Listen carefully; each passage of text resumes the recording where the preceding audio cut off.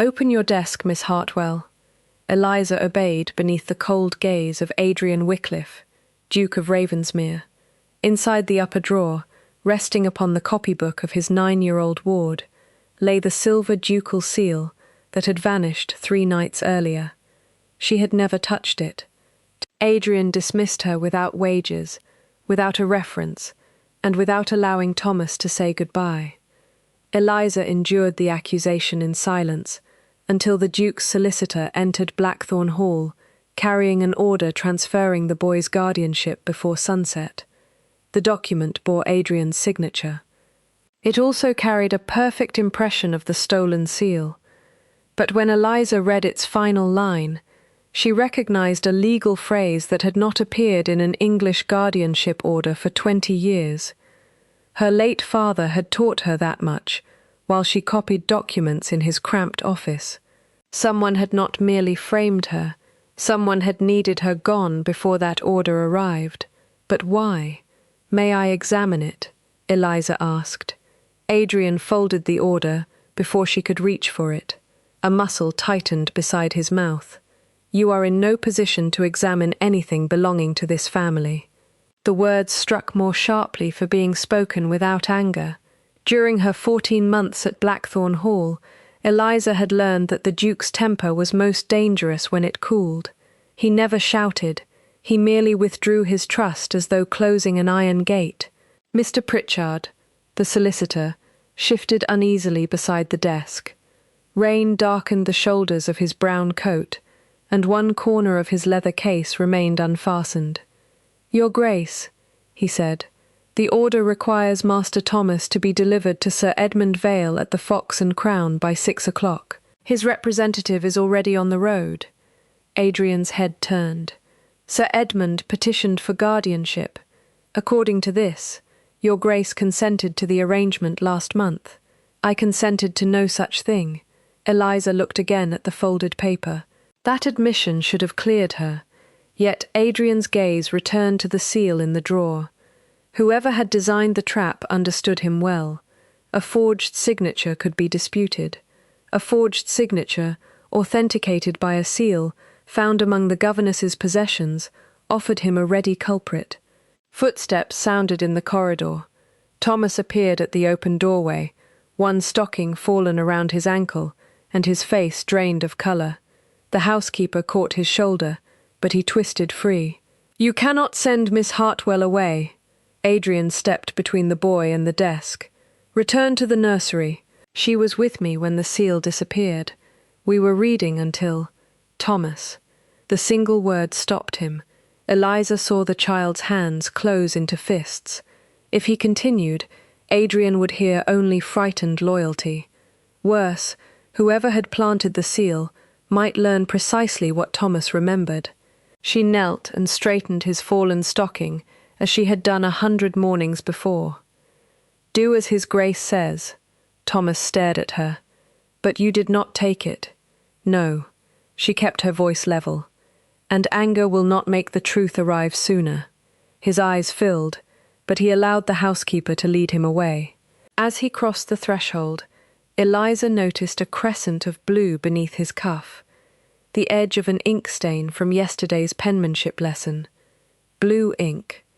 The guardianship order had been written in blue-black iron gall, but Adrian's correspondence desk held only brown-black ink. Eliza had filled its well herself on Monday. It proved nothing yet. Ink could be carried into the house by any visitor.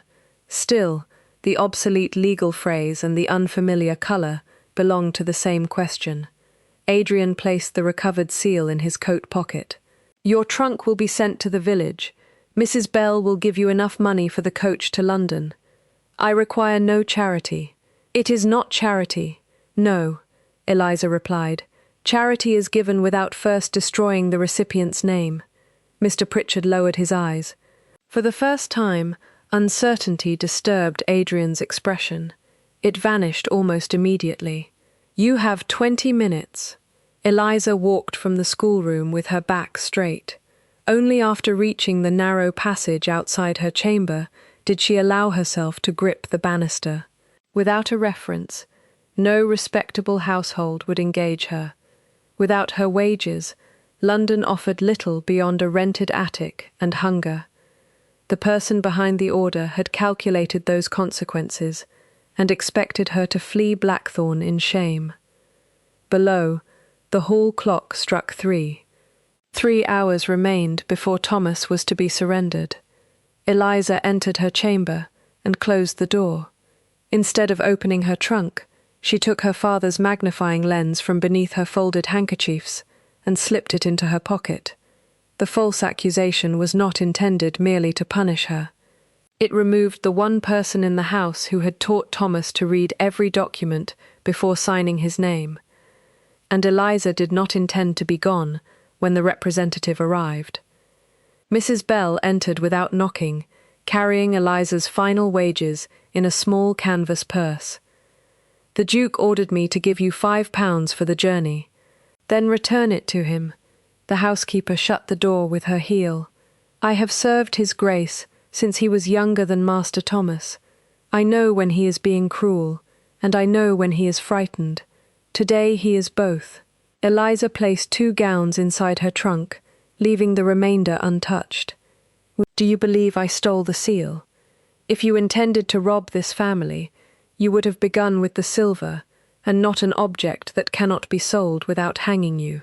Despite herself, Eliza nearly smiled. Mrs. Bell set the purse upon the bed. Her loyalty had never depended upon Eliza being useful. When influenza swept through the servants' wing the previous winter, the housekeeper had been the first to sit beside Eliza through 2 sleepless nights, long before anyone knew whether the governess would recover. "I need to see an older guardianship order," Eliza said. "Any order issued when His Grace first brought Thomas to Blackthorn. The family papers are kept in the muniment room, which is locked. The door is locked. The ceiling is falling down." Mrs. Bell studied her for a moment, then removed a heavy iron key from the ring at her waist. They descended by the servants' staircase and crossed the disused western gallery. The muniment room occupied what had once been a private chapel. Dust veiled the carved saints above the door, and damp had curled the edges of several wooden document chests. "My father would have wept at this," Eliza murmured. Was he a solicitor? A copying clerk? Mr. Hartwell possessed beautiful handwriting and terrible lungs. As a child, Eliza had spent her evenings beside him in a narrow London office near Lincoln's Inn. He taught her to trim quills, mix iron gall ink, and read aloud every document he copied. When his eyesight weakened, she compared his drafts with the originals, searching for omitted names, altered dates, and legal phrases placed where they did not belong. A single mistaken word could cost a widow her income, or a child his inheritance. Her father had made her understand that, before she was 12. Mrs. Bell opened the least damaged chest. Together they found the order appointing Adrian as Thomas's guardian after the deaths of the boy's parents. Eliza carried it to a narrow table beneath the chapel window and examined it through her father's lens. The paper was thick cream foolscap. Its language was precise and current. Adrian's signature slanted sharply upward, the final stroke of the E cutting through the loop of the R. Below it, the red wax impression of the ducal seal showed a tiny flattened place along the raven's left wing. Nothing resembled the order Mr. Pritchard had brought, except the authority it claimed. A knock sounded from the gallery.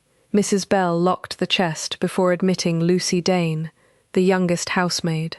The girl's face was blotched from crying. "Beg pardon, ma'am. Mr. Cresswell says I must pack Master Thomas's clothes. They mean to take him tonight." Lucy looked at Eliza. "Is it true you stole from His Grace?" "No." Relief crossed the girl's face so swiftly that Eliza felt the weight of it. "Then I believe you." Eliza took the £5 purse from her pocket.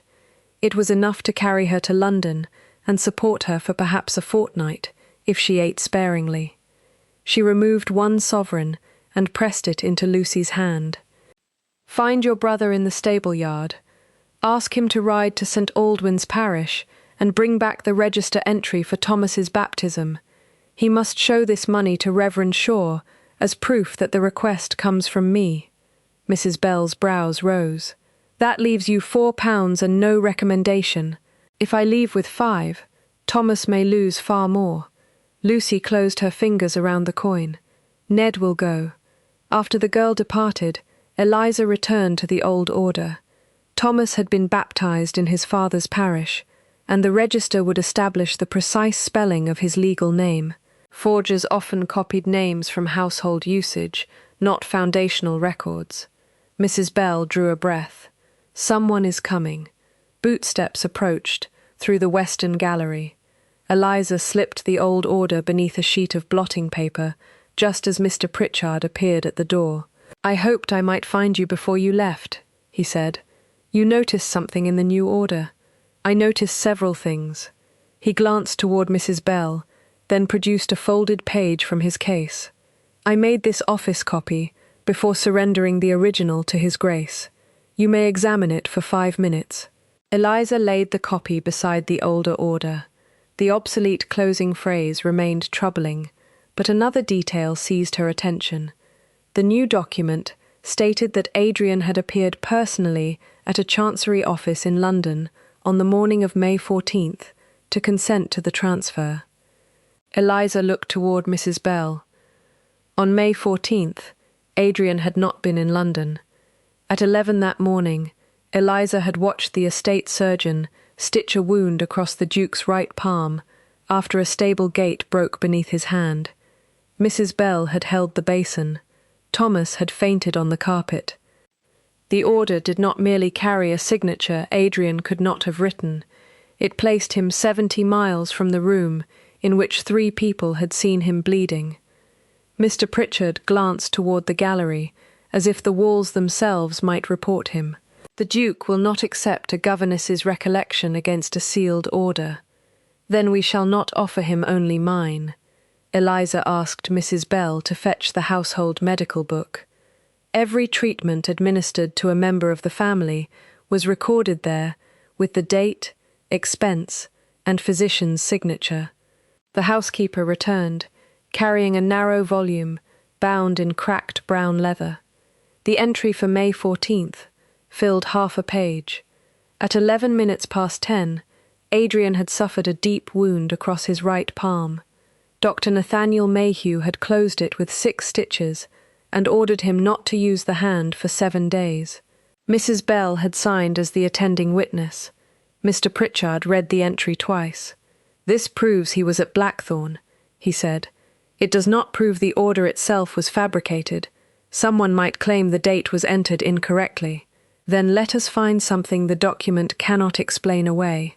Eliza held the office copy near the window. Because it lacked the wax impression, it could reveal little about the seal, but its dimensions matched the original. The page had been cut unusually close along its lower edge, slicing through part of the maker's watermark. She could just distinguish a crown above the neck of a bird. "Did you bring the original from London yourself?" "No. It was delivered to my office this morning, by a private courier. The outside packet bore the mark of Bellamy and Finch. The name was printed beneath the copied order, as the firm representing Sir Edmund Vale." A carriage entered the courtyard below. Hooves struck the wet stones, followed by the sharp command of a man accustomed to being obeyed. Mrs. Bell looked through the chapel window. "Sir Edmund has arrived." Mr. Pritchard snatched up his copy. "We must take this to His Grace before Vale claims the child." They found Adrian in the library, standing beside his writing desk. The bandage was gone from his hand, but a pale scar crossed the centre of his palm, exactly where the medical book described it. Eliza placed the volume before him. "You could not have appeared in London on May 14th. Adrian read the entry. His expression revealed nothing, yet he did not order her from the room.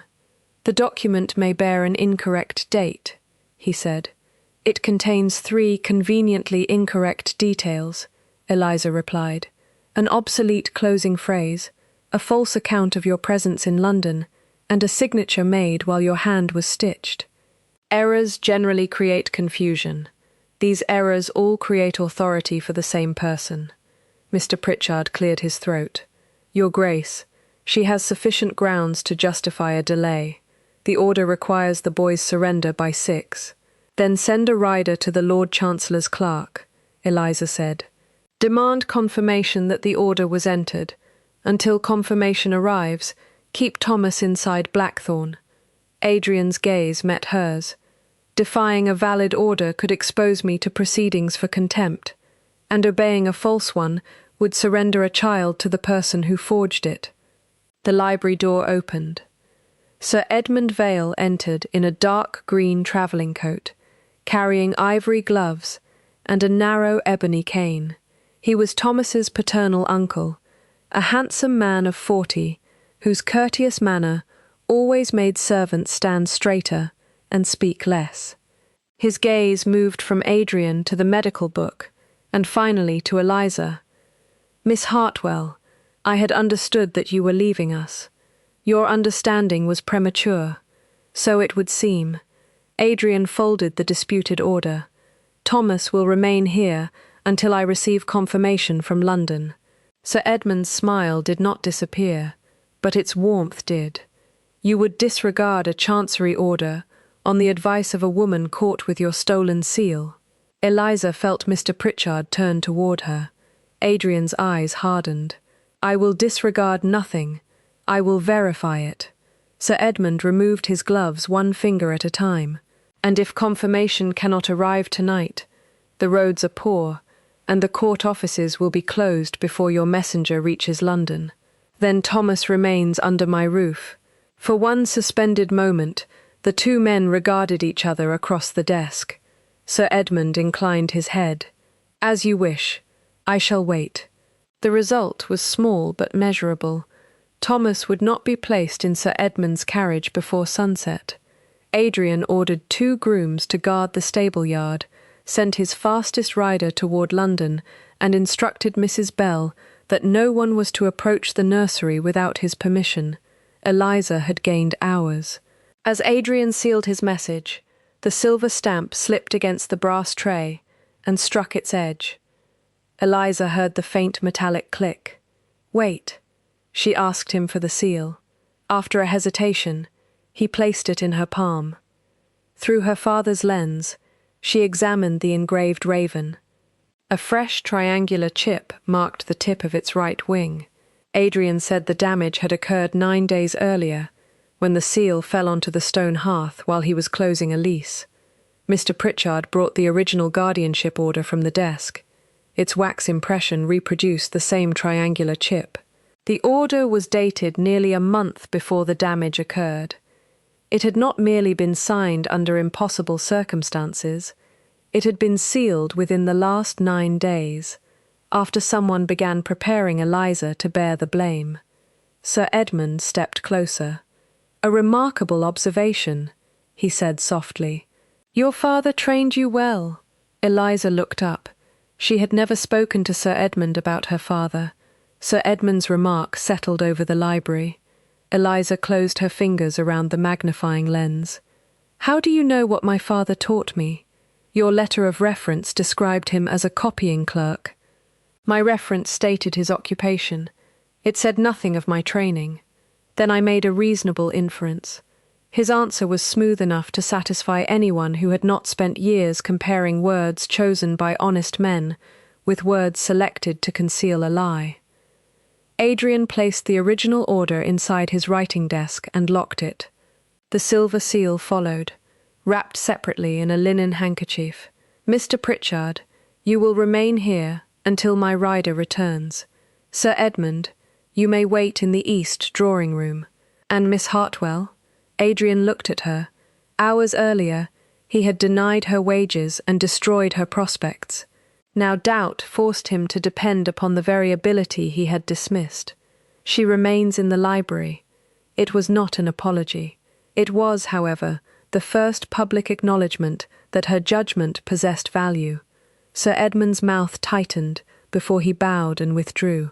Adrian spread 3 recent documents across the desk: a lease sealed 12 days earlier, a tenant's renewal sealed 7 days earlier, and the disputed guardianship order. Eliza examined each impression beneath the lamp. The oldest lease showed the Raven's right wing intact. The tenant's renewal bore the triangular chip. The guardianship order carried the same defect. The false order was sealed no earlier than 7 days ago, she said. Mr. Pritchard nodded. That establishes a narrower period. Mr. Cresswell, the Duke's private secretary, entered carrying his inventory book. He was a narrow-faced man whose cuffs always remained spotless, even after hours at a writing desk. When Adrian explained the damaged impression, Cresswell stepped forward. "I had already formed the same conclusion, Your Grace.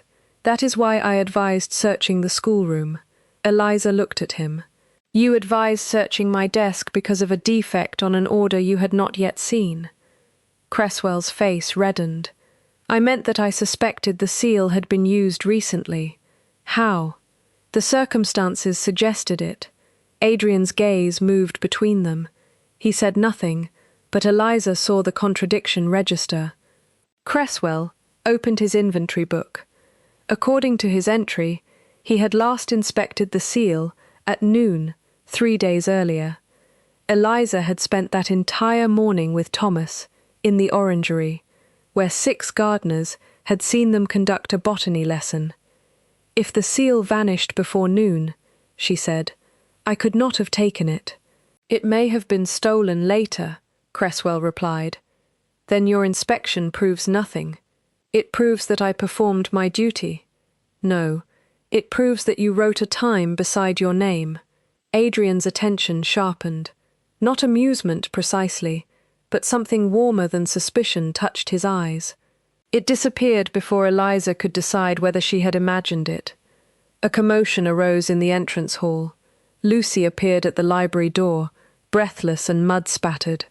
"Ned has returned from St. Aldwyn's." Behind her stood her elder brother, a stable hand of 22, holding a folded certificate protected beneath his coat. Sir Edmund entered from the corridor at the same moment. "What is this?" he demanded. Eliza accepted the paper from Ned.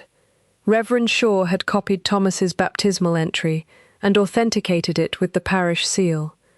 The boy's legal name and parentage were correct in the disputed order. For one instant disappointment pressed against her ribs. Then she noticed the date beside the minister's signature. "Reverend Shaw made this copy at 4:45, she said. Ned nodded. He checked the parish clock before he wrote it. Sir Edmund glanced toward the long case clock. It lacked 10 minutes to 6. St. Aldwyn's was 9 miles away. Ned had completed the journey in less than an hour by riding the Duke's fastest mare. Sir Edmund had reached Blackthorn shortly after 4, claiming that he had travelled from his estate 24 miles to the north after receiving word of the order that morning. Yet the hem of his coat bore pale chalk dust. The road from his estate crossed dark clay. The road from St. Aldwyn's crossed a chalk ridge. Eliza folded the baptismal certificate before Sir Edmund could see where her attention had settled. "You sent a servant to obtain private family records?" he asked. "I did." "With whose permission?" "My own." Sir Edmund turned to Adrian. "This woman has paid your servants to remove information from a parish register while she stands accused of stealing your seal. If you permit this, every piece of evidence she produces will be tainted." Lucy made a frightened sound. Ned stepped in front of his sister. Sir Edmund pointed his cane toward them. The stable hand should be dismissed, and the girl questioned. Neither could have acted alone. "They acted under my instruction," Eliza said. "They knew nothing of my purpose.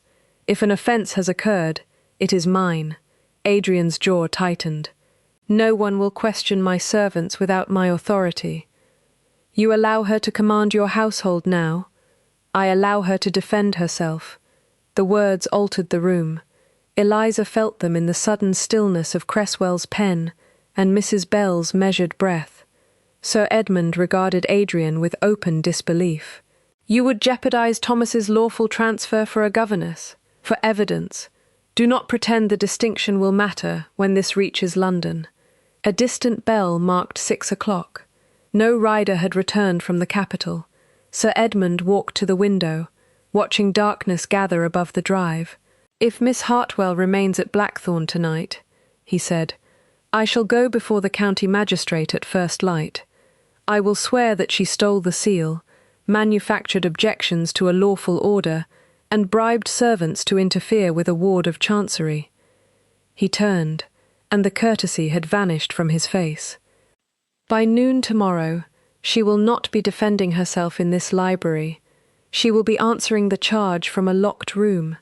At 8:30 the following morning, Sir Edmund returned from the village with Magistrate Harcourt and 2 constables.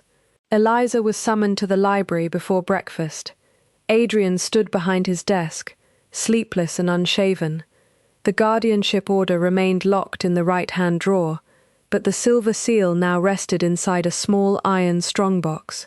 Sir Edmund laid a written accusation before the magistrate.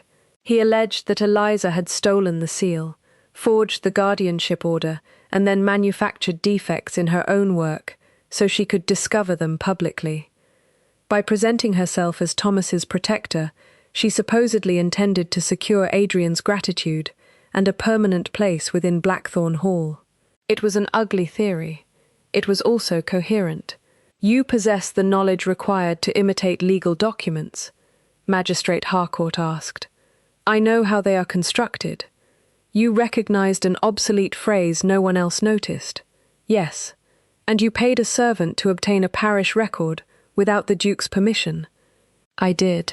Each truthful answer seemed to tighten the trap. Mr. Cresswell stepped forward. He swore that 9 nights earlier he had seen Eliza leaving the passage adjoining Adrian's private study after midnight. "I was attending Master Thomas," Eliza said. "He had suffered a nightmare." "Conveniently, the child is devoted to you," Sir Edmund replied. Thomas attempted to enter the library, but Adrian ordered Mrs. Bell to keep him upstairs. The boy's protests continued faintly beyond the closed door, until distance swallowed them.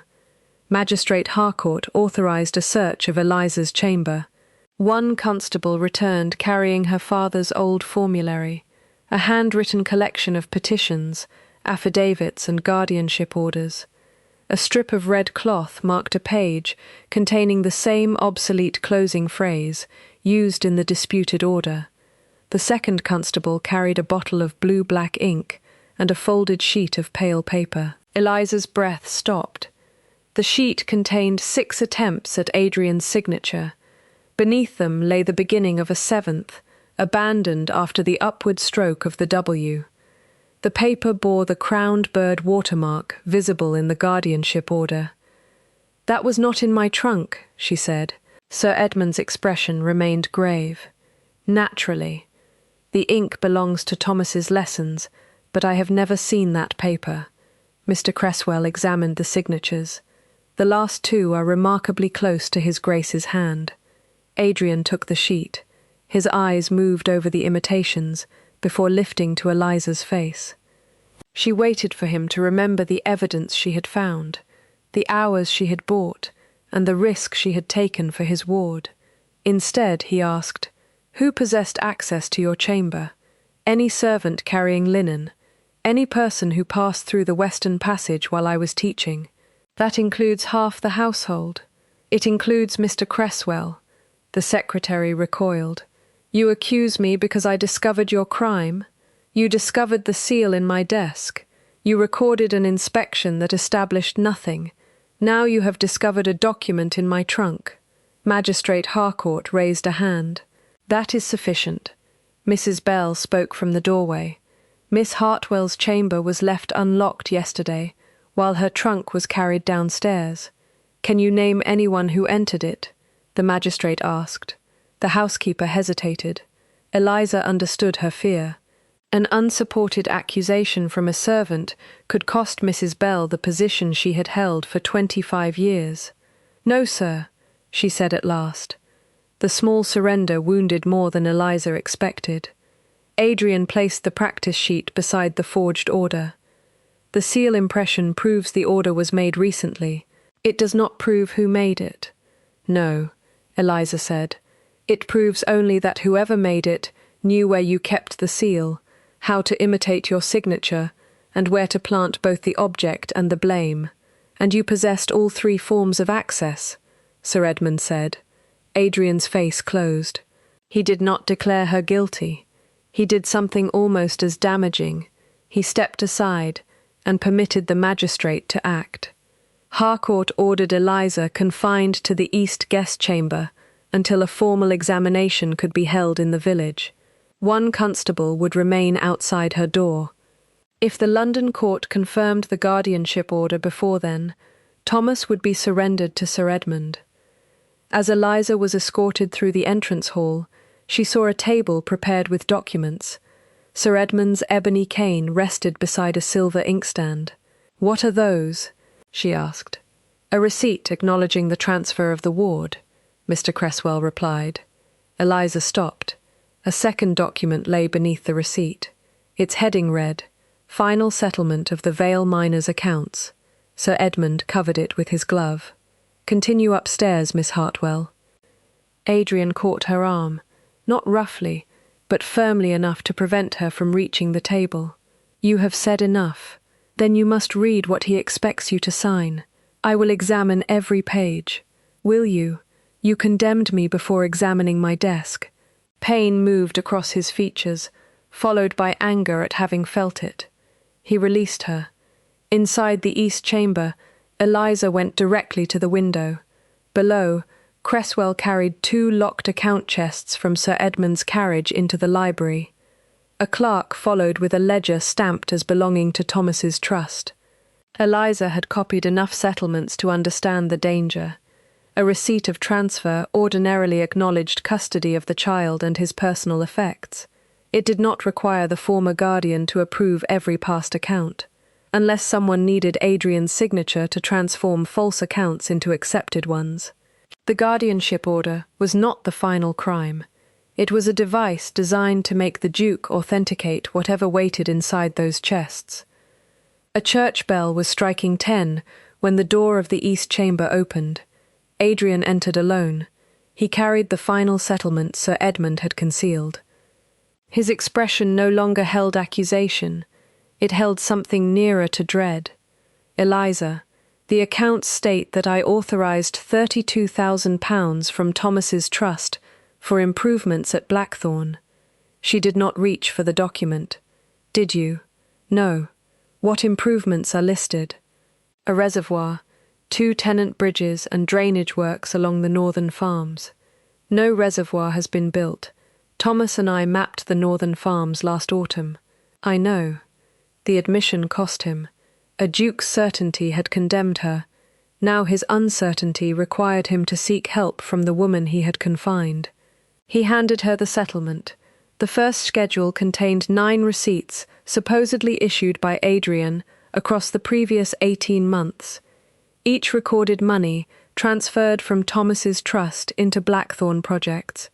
A clause at the end declared that the former guardian had examined and accepted every transaction. "If you sign this," Eliza said, "you acknowledge receiving money that never reached your estate. If I refuse, Sir Edmund claims the guardianship transfer cannot be completed. That is why the false order was necessary. It created an occasion on which your signature could be obtained without making the settlement appear unusual." Hooves thundered into the courtyard. A servant shouted below. Moments later, Mr. Pritchard entered the chamber without waiting to be admitted. "Your Grace, a messenger has arrived from Wycliffe and Sons. 3 bills have been presented against Blackthorn's credit. Together, they amount to £32,000. "The same amount," Eliza said. Mr. Pritchard nodded grimly. "Unless the bills are honoured or formally challenged by 3 this afternoon, the bank will suspend the estate's credit. Today is the quarterly wage day. Nearly 400 labourers and tenants are expecting payment. The trap had closed from both sides. If Adrian signed the settlement, he accepted liability for the missing trust money. If he refused the bills, Blackthorn's credit collapsed, and hundreds of families went unpaid. Sir Edmund could then present the Duke as an irresponsible guardian who had consumed a child's inheritance. Magistrate Harcourt joined them with one constable. "Miss Hartwell is under confinement," he said. "She should not be consulting upon financial matters." Adrian turned. "She identified the falsified order. She is also accused of creating it. And you have offered no explanation for the damaged seal. My duty is to preserve the evidence and bring the accused before examination. My duty is to prevent the theft of my ward's fortune." Harcourt stiffened. "If you release her, Your Grace, I shall record that you interfered with a lawful investigation." "Record it." Adrian took the chamber key from the constable and placed it in Eliza's hand. The gesture did not erase what he had done, but it changed the terms of what came next. He was risking his standing before the magistrate, the court, and his own household upon her ability to uncover the truth. "You have until 3, he said. "Tell me what you require. The original receipts, every lease you sealed during the last 2 years, the trust ledger, and the bank's copies of the bills. No one touches them until I have recorded where each was found." Sir Edmund waited in the library, beside the 2 account chests. Mr. Cresswell stood behind him, pale but composed. When Eliza entered, Sir Edmund looked at the key in her hand. "A touching display of confidence," he said, "rather sudden, considering yesterday's events." "It is not confidence," Eliza replied. "It is verification." Mrs. Bell cleared the long dining table. Eliza directed Mr. Pritchard to number each document in pencil upon a separate wrapper rather than marking the original. Adrian recorded, who removed every item from the chests. Even Magistrate Harcourt, after protesting, agreed to witness the inventory. The established officials knew how to recognize signatures, seals, and totals. They did not know how to read the physical history of a page. Eliza did. She began with the 9 receipts. All were dated months apart. All bore Adrian's signature and the ducal seal. Through her lens, she examined the wax impressions one by one. The first showed the triangular chip, so did the second, and the third. Every receipt carried damage that had not existed until 9 days earlier. They were all sealed within the same 9-day period, she said. Whoever prepared the guardianship order also manufactured 18 months of false accounts. Mr. Pritchard sat down heavily. Sir Edmund did not move. "Or Miss Hartwell created all of them. Then I must have entered your locked account chests and placed them among records maintained by your own firm." A flicker of anger crossed his face. Adrian ordered the bank messenger admitted. The man carried copies of the 3 bills, each supposedly endorsed by Adrian. Eliza compared their docket numbers with the receipts. 2 numbers appeared twice, once upon a bill and once upon an unrelated trust payment. Properly entered instruments could not share the same filing number. "The forger copied the sequence from a genuine register," she said, "but did not know which numbers had already been assigned." "How many entries must be checked?" Adrian asked. Eliza opened the trust ledger. 214. The clock showed 20 minutes past 11. 3 hours and 40 minutes remained before the bank closed its doors. If they could identify the genuine sequence, locate the first altered entry, and prove where the false instruments had been inserted, Adrian could challenge the bills without appearing to evade a lawful debt. Eliza divided the papers into 4 groups. Mrs. Bell will read the dates. Mr. Pritchard will compare docket numbers. His Grace will record every contradiction. No one else handles the originals. Adrian removed his coat and took the chair beside her. At the opposite end of the table, Sir Edmund watched as the first page of his carefully constructed accounts began to come apart. For the next 90 minutes, the dining room became an accounting office. Mrs. Bell read each date aloud. Mr. Pritchard located its docket number in the trust ledger. Adrian recorded every duplicate, alteration and missing sequence. Eliza examined the paper, ink, signatures, and seal impressions. By 1 o'clock, they had separated 17 questionable instruments from the genuine accounts. The false entries totaled exactly £32,000. They were inserted in 3 groups, Eliza said. Whoever altered the ledger left spaces between genuine transactions, then filled them later. Mr. Pritchard ran his finger down the page. The handwriting matches the clerk employed by Bellamy and Finch. A clerk can copy figures without knowing they are false, Adrian said. Sir Edmund remained by the fireplace. At last, one sensible observation. Eliza ignored him. The questionable receipts had been written upon 2 kinds of paper.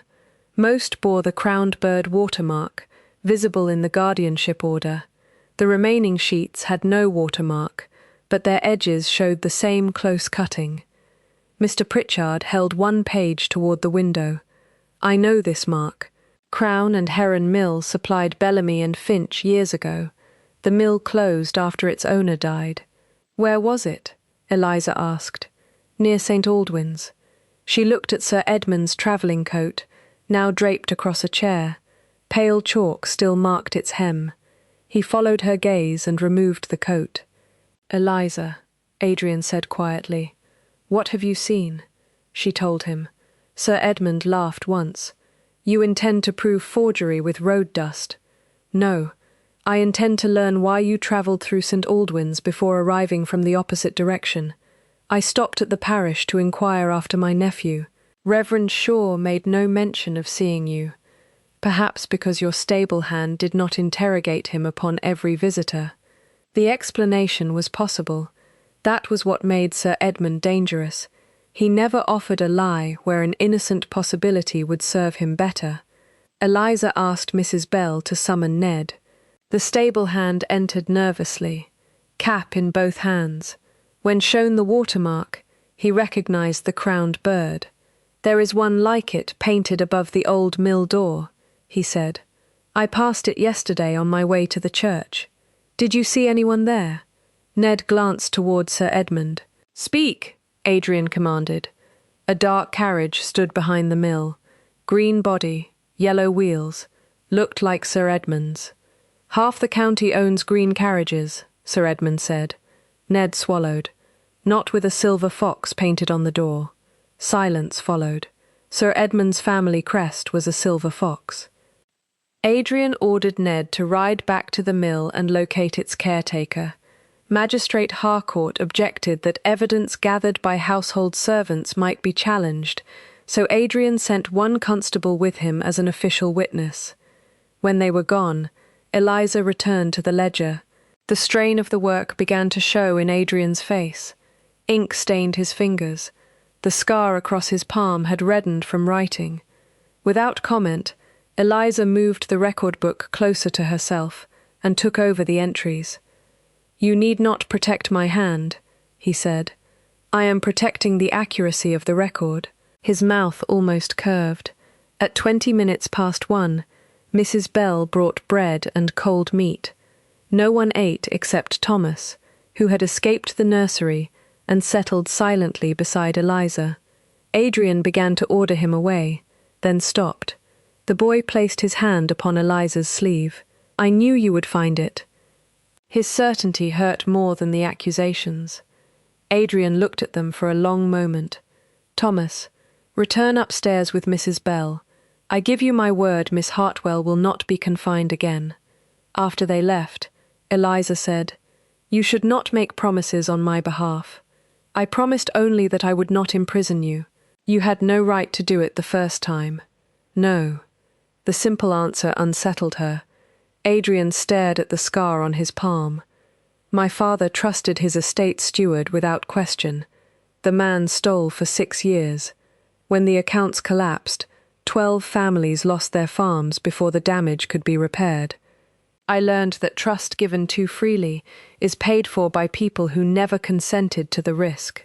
That explains your caution, Eliza said. It does not excuse condemning me before you examined the evidence. I know. Her own anger made honesty easier. My father once copied a settlement after his eyesight began to fail. He omitted a single line. I found the error, but the solicitor told me no court would accept the word of a clerk's daughter against his. My father carried the blame until his death. And you have spent your life making evidence impossible to dismiss. I have tried. Adrian's voice lowered. Then I will not ask you to accept my word. I will prove what I mean to repair. Something shifted between them. Not forgiveness, not yet, but the beginning of respect unguarded by necessity.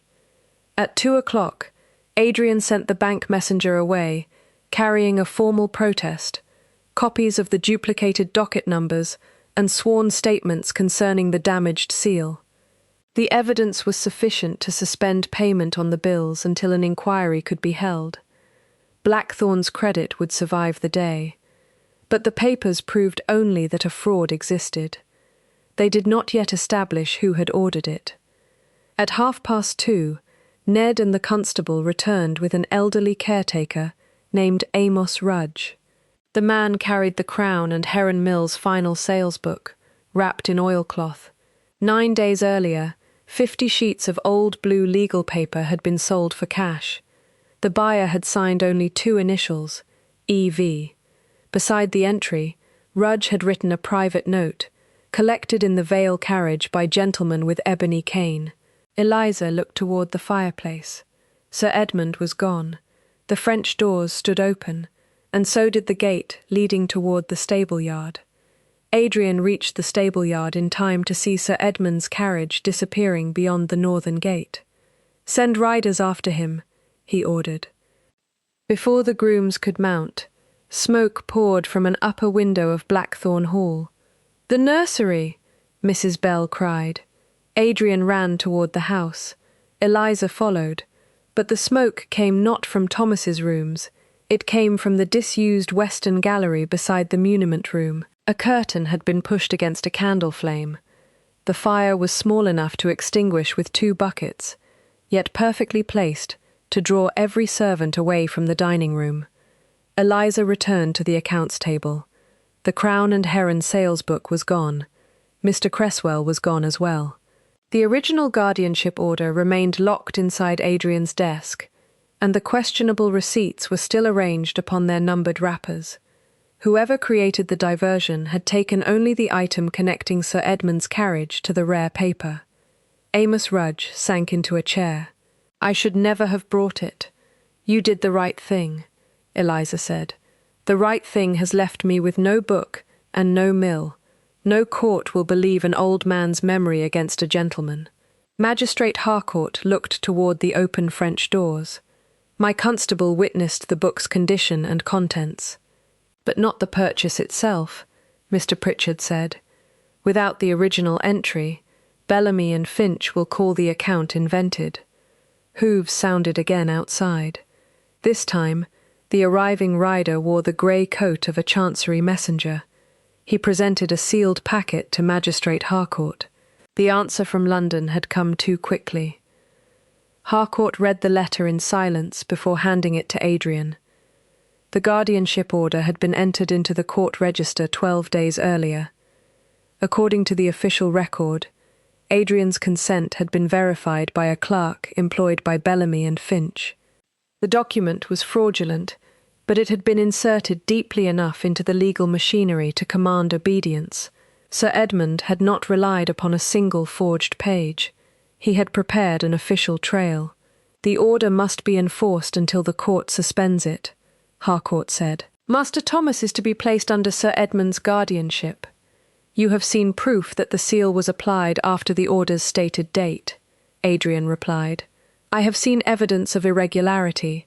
I have also seen false signatures in Miss Hartwell's trunk, and the document that might have supported her accusation disappear during a fire in your house." A bank clerk entered behind the courier. Adrian's protest had reached the branch 7 minutes after 3. The 3 bills had been formally presented, and Blackthorn's credit was suspended pending settlement. Notices would be posted at the estate office before evening. Nearly 400 people would receive no wages. Sir Edmund's scheme had succeeded in public. Servants filled the entrance hall, listening as the clerk declared that the Duke of Ravensmere stood accused of misusing his ward's fortune. Outside, labourers gathering for their quarterly pay watched a constable prepare to escort Eliza to the village. Adrian looked from the bank notice to Thomas, who stood gripping the banister. "I will secure the estate's obligations from my personal property," he said. Mr. Pritchard stared at him. "Your Grace, the unentailed portion is Ravensmere House and the Southern Farms. Offer both as temporary security. You could lose your London residence and nearly a third of your private income. No family employed upon this estate will go without wages, because I failed to identify a fraud." Sir Edmund had expected Adrian to protect his title, his credit, and the appearance of control. Instead, he placed his own property between the scheme and its innocent victims. It was the costly choice Eliza had not believed him capable of making. He faced Magistrate Harcourt. "Release Miss Hartwell into my recognizance until the public examination tomorrow. I will answer for her appearance. You are already challenging a court order. Then add my name to whatever report you send." Harcourt agreed, only after Adrian signed a bond of £5,000. Thomas was permitted to remain at Blackthorn for one more night, guarded by the magistrate's men, but Sir Edmund would assume custody after the examination, unless the fraud could be proved. Eliza returned to the dining room after the servants had gone. Ash from the western gallery marked the hem of her grey dress. The numbered wrappers remained before her, but the strongest link to Sir Edmund had vanished. Adrian stood on the opposite side of the table. "I should have believed you. You should have examined the evidence before punishing me." Yes. His willingness to accept the distinction kept her anger from hardening into contempt. Mr. Pritchard believed they had little left. The damaged seal proved forgery, but not identity. The false docket numbers proved manipulation, but not who ordered it. Rudge and Ned could describe the Vale carriage, yet Sir Edmund could claim a servant had used it without permission. Eliza closed her eyes. She saw the silver seal striking the brass tray. She heard Cresswell claiming he had already reached the same conclusion. She remembered Sir Edmund telling her that her father had trained her well, knowledge not contained in her reference. Then another detail returned. When Sir Edmund threatened to accuse her, he had described her as having manufactured objections to a lawful order. At that time, no one outside the library should have known that she had identified more than one defect. Mr. Pritchard had not sent a message. Sir Edmund had already been waiting inside Blackthorn. Someone within the household had kept him informed. Cresswell had supplied the access. Sir Edmund had supplied the legal machinery. Each man could protect himself only while pretending the other had acted independently. "We cannot force them to confess," Adrian said. "We do not need a confession." Eliza opened Cresswell's inventory book to the entry recording his last inspection of the seal. "We need Sir Edmund to deny receiving information from this house. Then we need Cresswell to explain, before witnesses, why he searched my desk. And if they repeat the same prepared story, we give each of them a reason to believe the other has already betrayed him. Tomorrow, Eliza would not ask them to admit the truth. She would make them commit publicly to two versions of events that could not both be true. Before dawn, Eliza placed every surviving document into the iron strongbox. Magistrate Harcourt sealed the keyhole with his own wax. Mr. Pritchard prepared 3 identical inventories, one for the court, one for Adrian, and one for the bank. Amos Rudge dictated everything he remembered from the stolen sales book, while the constable who had examined it signed as a second witness. Thomas remained at Blackthorn with Mrs. Bell and 2 magistrates' men. Ned and Lucy were sent to the vicarage, so neither could be threatened before giving evidence. Adrian arranged for the public examination to be held in the village assembly room. Landowners, tenants, bank officials, and representatives from both legal firms crowded inside by 10 o'clock. Sir Edmund had sought a public victory. Eliza intended to make every contradiction equally public. He arrived with Mr. Cresswell and 2 attorneys from Bellamy and Finch. Sir Edmund attacked first. He described Eliza as an ambitious governess who had exploited a lonely child and a distrustful duke. She had studied legal forms, copied Adrian's signature, stolen his seal, and created a defective order so she could expose her own fraud at the perfect moment. Miss Hartwell expected gratitude, he concluded. Instead, she encountered scrutiny. Whispers moved through the room. Eliza waited until they ceased. "Where were you on May 14th, Your Grace?" she asked Adrian. "At Blackthorn Hall." Dr. Mayhew authenticated the household medical entry and described stitching Adrian's right palm. Mrs. Bell confirmed the time. Mr. Pritchard explained that the guardianship order placed Adrian in London that same morning. "A mistaken date," Sir Edmund said. Eliza displayed the original order beneath a glass cover.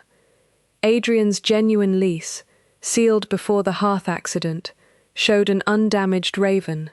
The later tenant renewal showed the triangular chip. So did the supposedly older guardianship order and all 17 questionable receipts. The order and the false accounts were sealed within the same 9-day period, Eliza said. The incorrect date was required to make recent documents appear old. Sir Edmund leaned back. "That proves Miss Hartwell manufactured them together. It proves the maker needed access to the ducal seal." "She possessed such access. According to whom?" Mr. Cresswell rose. He repeated that he had inspected the seal at noon, 3 days before its disappearance, and later ordered a search of the schoolroom because Eliza had behaved suspiciously. "What behavior?" Eliza asked. "She remained near the private study after midnight. That occurred 9 days ago. Why did you wait 6 days to search my desk?" Cresswell hesitated. "I wished to observe her. You told His Grace that you searched because you suspected the seal had been used recently. How could you suspect that before the forged order arrived?" "I received a warning." Sir Edmund turned sharply toward him. "From whom?" Eliza asked. Cresswell looked at Adrian. The previous night, Adrian had truthfully informed each man that the other would be required to account for his actions. Nothing more had been necessary. Guilt had supplied the threat. "Sir Edmund wrote to me," Cresswell said. "He warned that Miss Hartwell's father had trained her in the copying of legal documents." The room erupted. Sir Edmund stood. "That is a lie. Did you communicate with Mr. Cresswell during the week before your arrival?" Eliza asked. "No." "Did you tell him to search my chamber?" "I did not." "Did you know the contents of my father's formulary?" "No." Eliza faced Cresswell. "Where is the letter?" "I burned it after reading." "Convenient," Sir Edmund said. "The secretary attempts to save himself by inventing instructions from me." Cresswell's composure broke. "You said she would be gone before the accounts arrived. You said the Duke would blame her the moment the seal was found." Sir Edmund's attorneys seized his arms before he could cross the space between them. Magistrate Harcourt called for silence. Eliza continued before either man could recover. Sir Edmund had denied all prior knowledge of her training, yet he had praised it before anyone searched her trunk. Cresswell had claimed independent suspicion, yet he now admitted receiving information about her from Sir Edmund. Both had known she would be blamed before the forged order arrived. The bank official then produced the 3 protested bills. Each had been endorsed through Bellamy and Finch and directed toward repayment of a private loan secured against Sir Edmund's estate. If honoured, Thomas's missing £32,000 would have cleared Sir Edmund's debt. There was the motive. There remained one difficulty. Sir Edmund's attorneys argued that Cresswell had acted alone, using his employer's carriage, legal firm, and financial difficulties to create a false trail. Cresswell responded that Sir Edmund had designed the scheme while he had merely followed instructions. Each man accused the other, but neither accusation alone proved who had purchased the paper, ordered the forged court entry, or planted the signatures in Eliza's trunk. Sir Edmund regained his composure. The Crown and Heron sales book no longer exists. Rudge is an old man repeating what others told him to remember. "You have no document bearing my instruction." Eliza asked Magistrate Harcourt to open the strong-box. From it, she removed the pale sheet found in her trunk, the page bearing 6 imitations of Adrian's signature. She placed it upon a slanted board near the assembly room window. The person who planted this believed the signatures were the only writing it contained.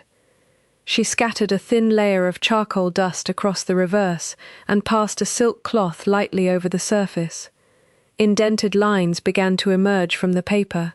Someone had written another document while this sheet lay directly beneath it. At the bottom of the hidden impression appeared 2 words in a firm, slanting hand. Eliza looked at Sir Edmund.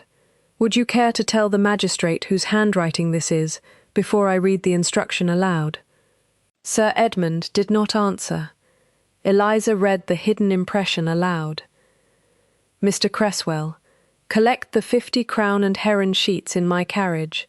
Deliver them to Bellamy and Finch before Friday. Edmund Vale." Mr. Pritchard compared the impression with letters Sir Edmund had previously sent Adrian. The formation of the capital letters, the broken crossbar of the T, and the downward stroke in Vale matched. The bank official produced Sir Edmund's loan agreement. Its signature carried the same distinctive strokes. "This proves only that I purchased paper," Sir Edmund said. "It proves considerably more," Eliza replied. "The instruction was written while this sheet lay beneath it. Therefore, the paper planted in my trunk came from the same stack you ordered Mr. Cresswell to collect." Amos Rudge confirmed that Cresswell had accompanied the Vale carriage to Crown and Heron Mill. The constable authenticated Rudge's earlier statement describing the stolen sales entry. Ned identified the carriage he had seen behind the mill. Cresswell's remaining loyalty collapsed. Sir Edmund's debts had exceeded the value of his estate. Bellamy and Finch were preparing to foreclose, while Adrian's planned review of Thomas's trust would expose £32,000 already diverted to those debts. Sir Edmund therefore needed control of Thomas and his accounts before the review. Cresswell had stolen the ducal seal from Adrian's study. Using specimens taken from estate correspondence, he practiced Adrian's signature upon the Crown and Heron paper. He then sealed the false guardianship order and 17 backdated receipts. Because the seal had been damaged only 9 days earlier, every impression carried the same triangular chip. Cresswell had entered the false transactions into the trust ledger. A compromised clerk at Bellamy and Finch placed the guardianship order into the Chancery Register, giving the forgery an official history. Sir Edmund chose the obsolete language from Mr. Hartwell's formulary. Cresswell later planted that book, the practice signatures, and the blue-black ink in Eliza's trunk. The silver seal was hidden in her schoolroom desk. She was selected because she possessed enough knowledge to appear guilty, Cresswell said, refusing to look at Eliza. And because Master Thomas would resist leaving while she remained. The 3 bills completed the scheme. Once Adrian signed the final settlement, he would appear to admit receiving the missing trust money. The bills would clear Sir Edmund's private loan, while transferring responsibility for the loss to Blackthorne. The timing, access, altered seal, paper trail, false accounts and financial motive now formed one unbroken chain. Sir Edmund attempted to leave. Magistrate Harcourt ordered the constables to stop him. Cresswell and the Bellamy clerk were also taken into custody, pending trial for conspiracy, forgery, theft, and attempted fraud. The guardianship transfer was suspended immediately. Within 3 weeks, the Chancery Court restored Adrian's uncontested guardianship of Thomas. Sir Edmund's property was placed under administration and later sold to repay the trust. Bellamy and Finch lost their right to manage trust business, and the participating clerk received a prison sentence. The bank cancelled the 3 bills. Blackthorn's credit was restored. Adrian's personal bond was released, and the quarterly wages were paid in full. Before the assembly dispersed, Adrian asked Eliza to stand beside him. He addressed the same people who had heard her called a thief. I accused Miss Hartwell without examining the evidence. I dismissed her without wages or a reference, permitted her confinement, and treated her rank as a reason to distrust her judgment. Every charge against her was false. The failure was mine. He gave her a signed public retraction. Her unpaid wages doubled in compensation, and an unrestricted letter stating that she had protected Thomas's inheritance and Blackthorn's solvency. Then he returned her chamber key. "You owe me no forgiveness," he said, "and no service." Eliza left Blackthorn the following morning. She spent 6 weeks in London, arranging the preservation of her father's papers and considering 3 offers of employment produced by Adrian's public statement. When she returned, it was not as a dependent governess. She accepted a written appointment as keeper of Blackthorn's records and auditor of Thomas's trust. The position carried her own salary, private office, and authority to challenge any account, including Adrian's. Forgiveness came slowly. Affection came more slowly still. Adrian learned to ask before intervening, to explain rather than command, and to accept disagreement without treating it as betrayal. Eliza learned that accepting another person's support did not surrender her independence. The following spring, Adrian came to the former muniment room, now repaired and lined with orderly shelves. Eliza sat behind her own desk, the disputed silver seal secured in a locked cabinet whose key hung from her waist. He stopped outside the open doorway. "May I come in, Miss Hartwell?" Months earlier, he had ordered her to open a desk and defend herself before a room that had already judged her. Now he waited for permission. Eliza considered him for a moment, then held out her hand. "You may." Adrian crossed the threshold and placed his hand in hers, not to claim her decision, but to receive it.